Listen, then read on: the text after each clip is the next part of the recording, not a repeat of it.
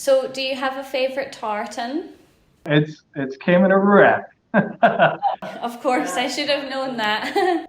Yeah, I love their tartan. I think it's well designed, one of the most recognizable tartans, and there's been many variations of it, but I think the a large military nine inch or so set's probably the best.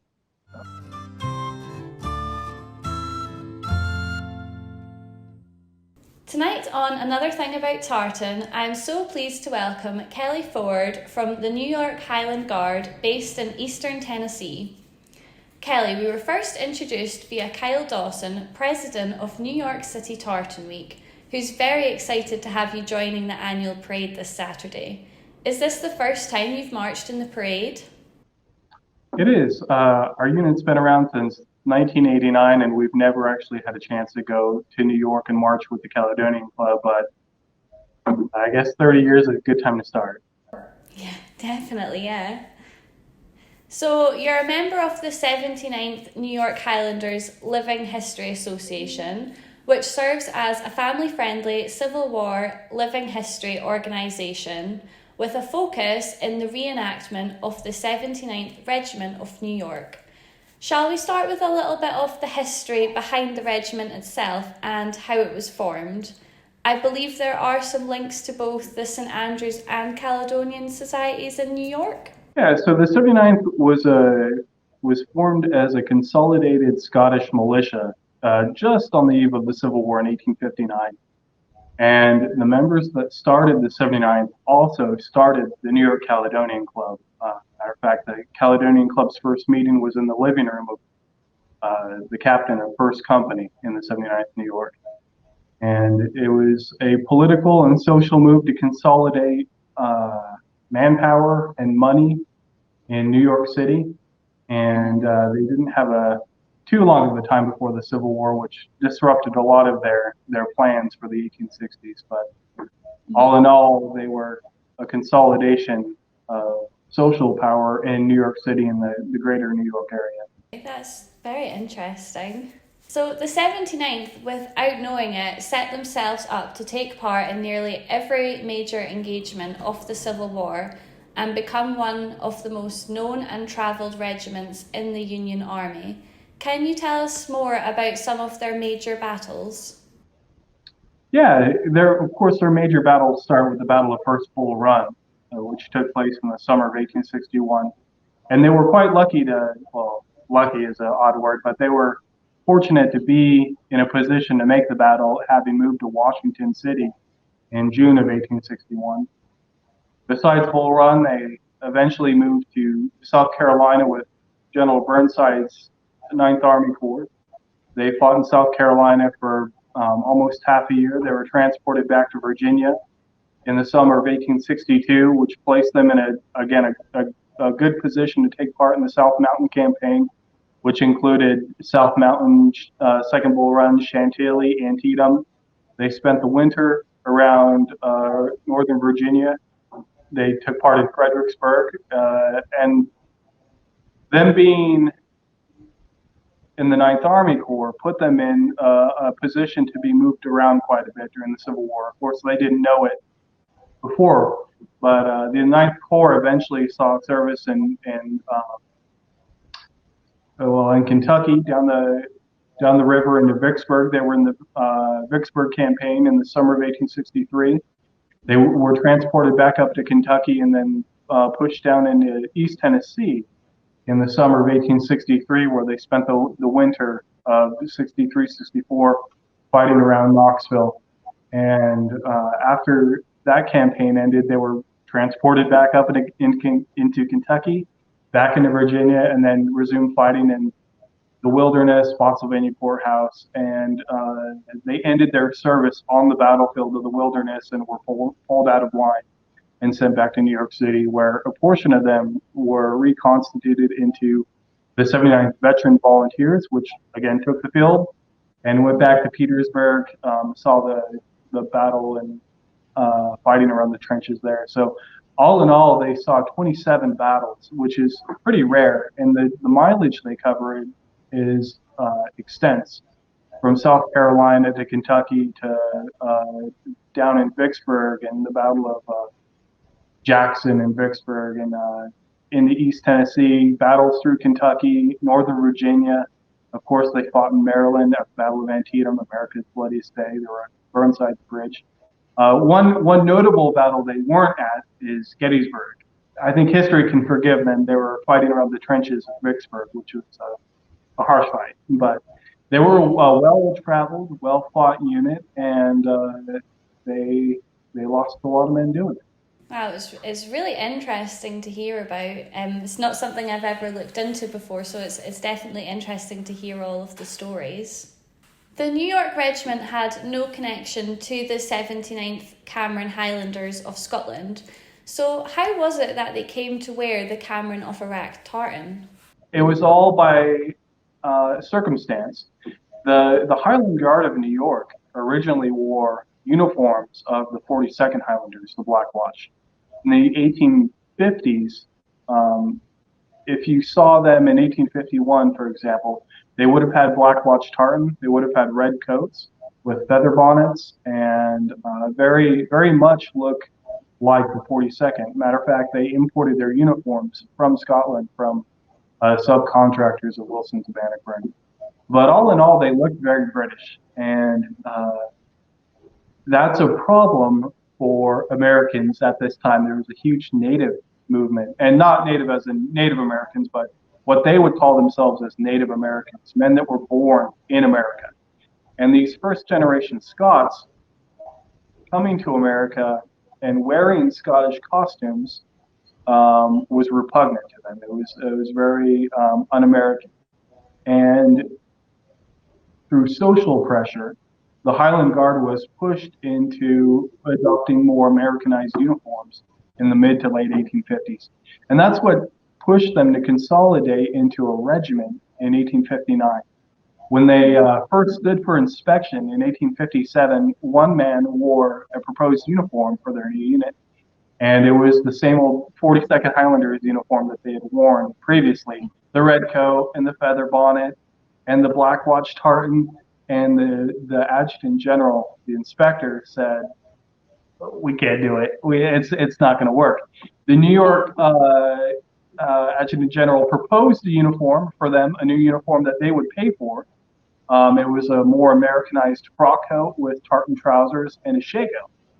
And the 79th, in all of their wisdom, redesigned their uniform a little bit, and they adopted an emulation of the 79th, which was to them new and fresh. It's new, it's interesting. They'd been doing the 42nd Highlander shtick for almost 20 years by that point. So they redesigned their uniforms with blue coats, with what we would call Glengarries today. They just Scotch bonnets to them, but Glengarries to them in the 1850s is new and exciting. They'd been wearing feather bonnets since 1810s. So the new Cameron of Iraq, the new blue coats, the new goat hair sporns, and the Glengarries, everything was just revitalized and new and exciting for this new unit. They only got the number 79 because of a clerical oddity. The New York militia at that time had standing regiments up into about 75. So there was like the 1st New York and the 2nd New York, up to about 75. So the 75th New York State Militia. And it wasn't a leap of imagination to ask for the 79th, which they received. And I think that was, the chicken before the egg. They were able to attain the number and emulated themselves loosely off of that new, fresh identity that they had chosen. So the 79th became the 79th, and I believe if the 42nd had been available, they probably would have been the 42nd New York State Militia wearing Black Watch tartan just as well. And of course, the 79th Cameron Highlanders of Scotland had no affiliation with them. And some of the newsletters from the 79th Highlanders of Scotland from the 1820 or the 1920s, 1930s, 40s, 50s, they discussed this new to them unit that they had found over in America that had used their tartan for 20 years. Yeah. So it's interesting. These men took a number and they ran with it, and they created a whole identity. Oh, it's very cool how it all develops, isn't it, and how it comes to what it is today that you wear. It's really interesting. I read that the kilts worn by the regiment were a bit odd and unlike any kilts before or since, thanks to their unqualified manufacturers. They were box pleated rather than knife pleated, also pleated to the set as seen in civilian kilts, as opposed to the stripe as more common in Scottish military regiments, and used two tartan straps that buckled in suspender buckles on either hip.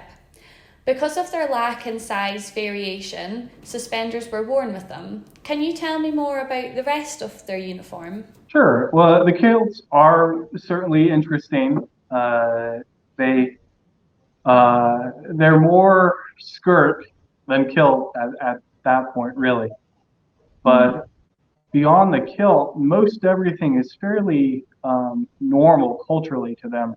Their coats, for example, are a New York light artillery coat. Their insignia and adornments and embellishments are fairly common to New York militia at that time, from their epaulets to their colors to their hat badges. Uh, Everything, though, has a bit of a Scottish mix to it. So rather than have a shako, for example, they have a Scotch bonnet. But even that is fairly American. It's a blue bonnet, which matches the uniform theme, but it also has red, white, and blue dicing, which is very American and not something seen in Scotland at this time. Their sporns, they're common everyday sporns seen in the 1850s and 60s. They're goat hair. We see them in pictures of civilians at that time in New York and Philadelphia, Boston. The very distinctive shape to them. Their hose and flashes, their shoes, fairly common. Even their shoes aren't even real Scottish buckle shoes. They're fake. They have fake Scottish buckles that strap over normal lace-up shoes, and they're fairly distinctive in the photographs. So at the end of the day, it's more of an ethnic costume, with based in a bit of New York militia military fashion, which again in itself is still interesting and tells its own story. Um, they adopted a Scottish ethnic costume where others are doing similar things with other ethnicities. For example, the 55th New York Lafayette Guard, uh, they did, they were in the New York State Militia, but they imported their uniforms from France directly. So it really is the American melting pot. These Scottish immigrants becoming part of the militia, adopting what they can in terms of uniforms, and throwing them a little bit of a Scottish flair. No, it's very cool to see how they take different aspects of the different cultures to put into the uniform. It's very cool. So, the Living History Association actually recreates many pieces of the original uniform.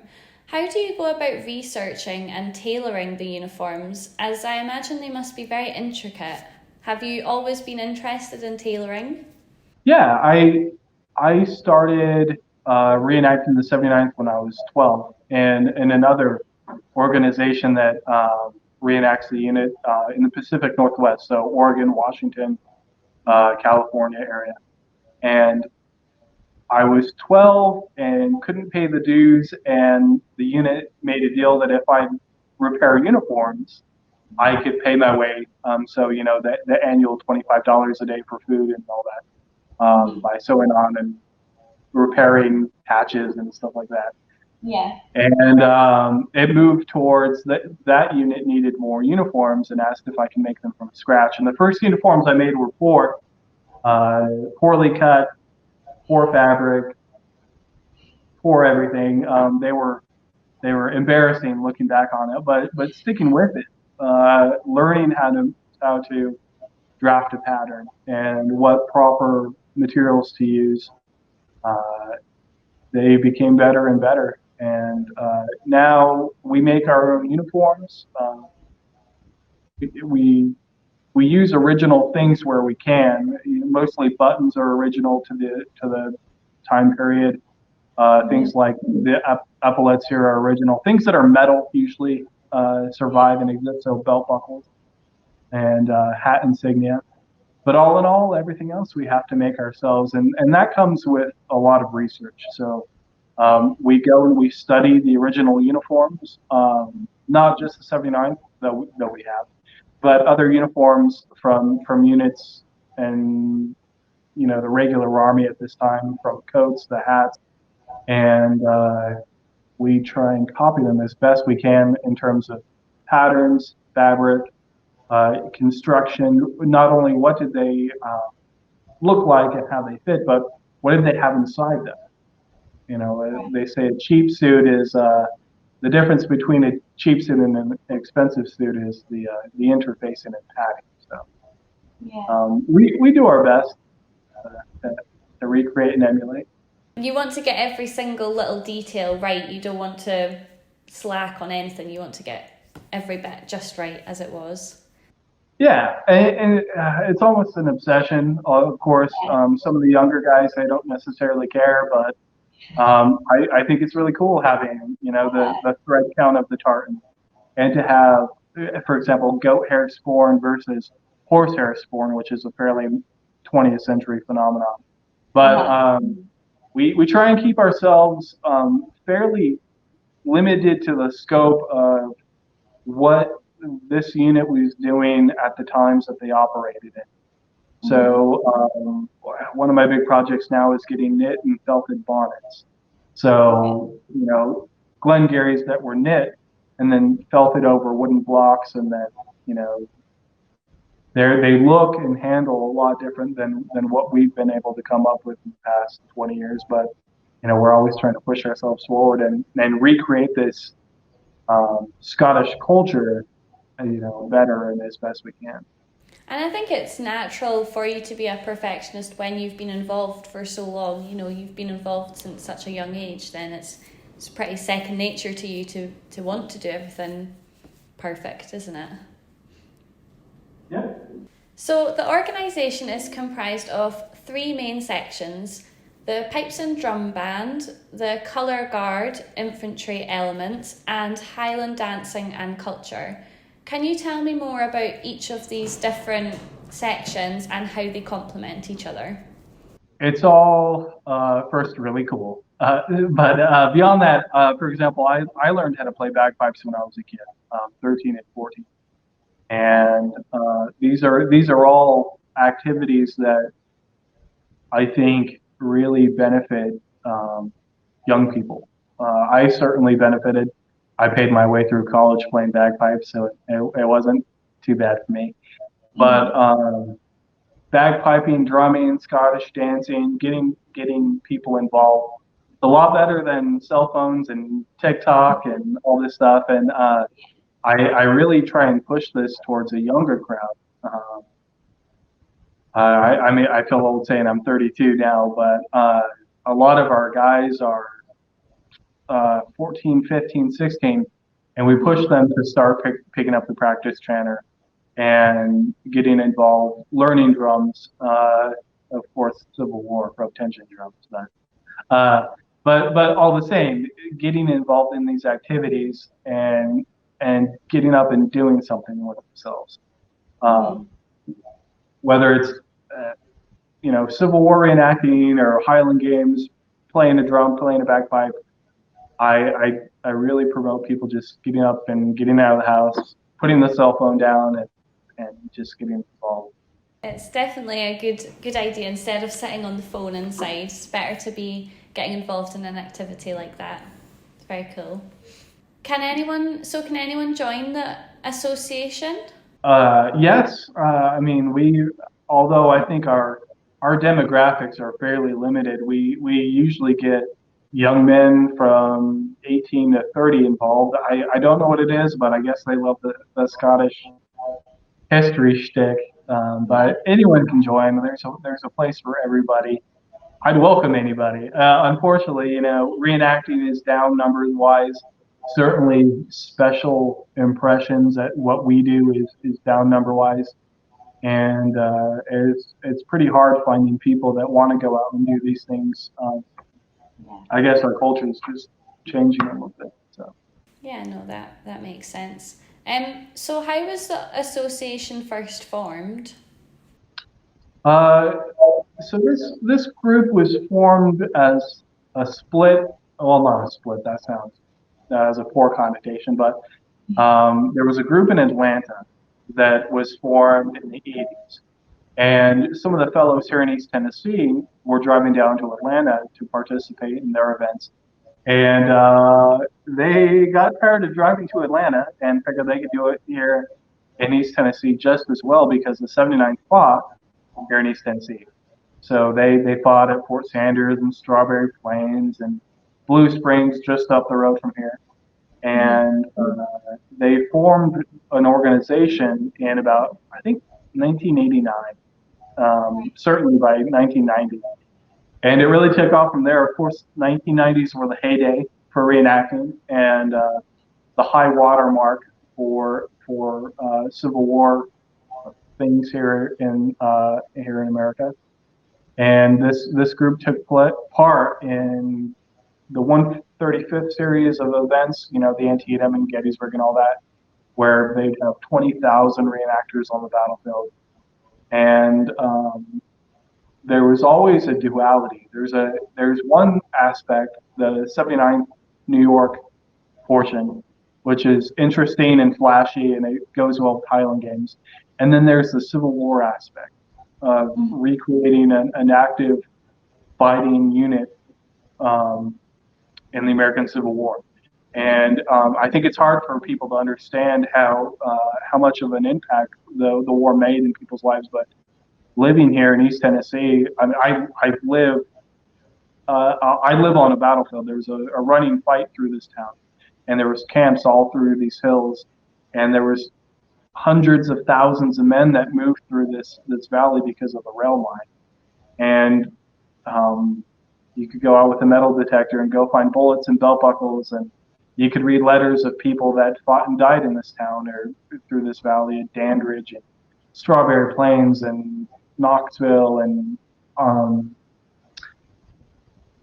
there. So that duality, I think, is specifically interesting for this unit. You have the fighting and suffering that they did, and then you have this ethnic story that really is the American story that we try and push and we try and tell. And I think that's what started all of this in '89. Is it's a little bit more interesting than the average unit. I mean, the 79th fought with incredible groups, but what the 100th Pennsylvania, they didn't have kilts. The Yeah. 45th New York, they were here, but they didn't have a bagpiper. Yeah. But all this is an American story of first generation Scots joining a social club, offering their service to the United States government, and fighting in a civil war that 10 years before they had immigrated, they would have had no dog in the fight. Okay, it's very interesting.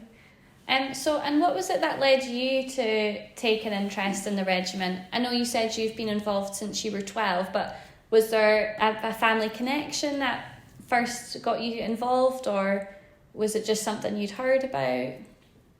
I have no family involved specifically with the 79th, but it was just by happen chance. A friend of mine at school invited me to a reenactment. I went to the reenactment, and it was better than sitting at home and playing. We didn't even have Xbox back then, but video games or something. Yeah. And I really enjoyed it. It's something incredible to go to an event and um, tell a story that's greater than yourself. And I think that's something that is very worthwhile, and it really captured my attention as a young kid. And I couldn't get enough of it. I read books, I read stories, and I think taking all of the information that the collective we in the group are reenactors or living historians, and trying to package that in a fairly digestible way is a very worthwhile cause. And apart from the regimental link up, do you have any other links to Scotland or bits of Scottish culture that you enjoy?